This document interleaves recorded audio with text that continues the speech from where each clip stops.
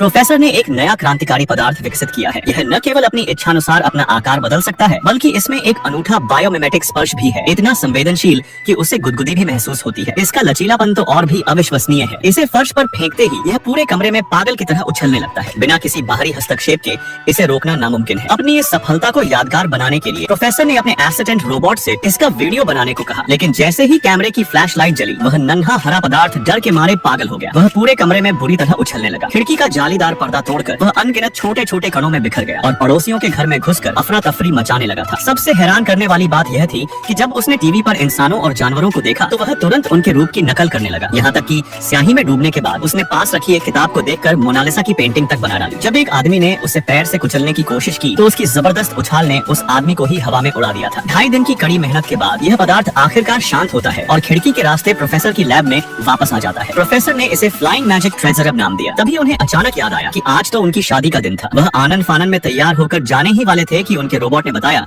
कि शादी तो कल ही खत्म हो चुकी है। अब शनिवार के सुबह के 6:30 बज रहे थे। प्रोफेसर तुरंत स्कूल पहुंचे, जहां उनकी मंगेतर प्रिंसिपल थी। उनसे माफी मांगी। उन्होंने समझाने की कोशिश की कि वह इस नए पदार्थ को बनाने में व्यस्त थे जो स्कूल की आर्थिक स्थिति सुधार सकता है, लेकिन उनकी मंगेतर, जो पहले भी 3 बार शादी टूटने का दर्द झेल चुकी थी, उन्हें माफ करने के मूड में नहीं थी। खुद को साबित करने के लिए प्रोफेसर ने अपनी कार के इंजन में उस जादुई पदार्थ को फिट कर दिया। एक्सीलेटर और क्लच के तालमेल से उन्होंने एक ऐसी फ्लाइंग कार बना ली जो सीधे ऊपर उड़ सकती थी। जब वे अपनी मंगेतर के घर पहुंचे तो उन्होंने देखा कि एक अमीर आदमी उन्हें चूमने की कोशिश कर रहा था। हालांकि मंगेतर ने उसे मना कर दिया, जिससे साफ था कि वह अब भी प्रोफेसर से प्यार करती है। मगर जाते समय उसने प्रिंसिपल के सामने एक शर्त रखी, अगर कल स्कूल की बास्केटबॉल टीम मैच जीत गई तो मैं स्कूल खरीदने का इरादा छोड़ दूंगा, लेकिन अगर वे हार गए तो तुम्हें मेरे साथ छुट्टियां बितानी होंगी। उसी रात प्रोफेसर रोबोट से कहते हैं कि उन्हें स्कूल बचाने का रास्ता मिल गया है, और वो रास्ता है स्कूल की बास्केटबॉल टीम को मैच जिताने में मदद करना। सबसे पहले वो बास्केटबॉल पर एक खास रासायनिक घोल छिड़कते हैं, जिससे वह किसी जादुई चीज की तरह इधर उधर उड़ने लगती है। फिर वो अपने पैरों पर भी वही घोल छिड़कते हैं, लेकिन नतीजा ये होता है कि एक हल्की सी उछाल के बाद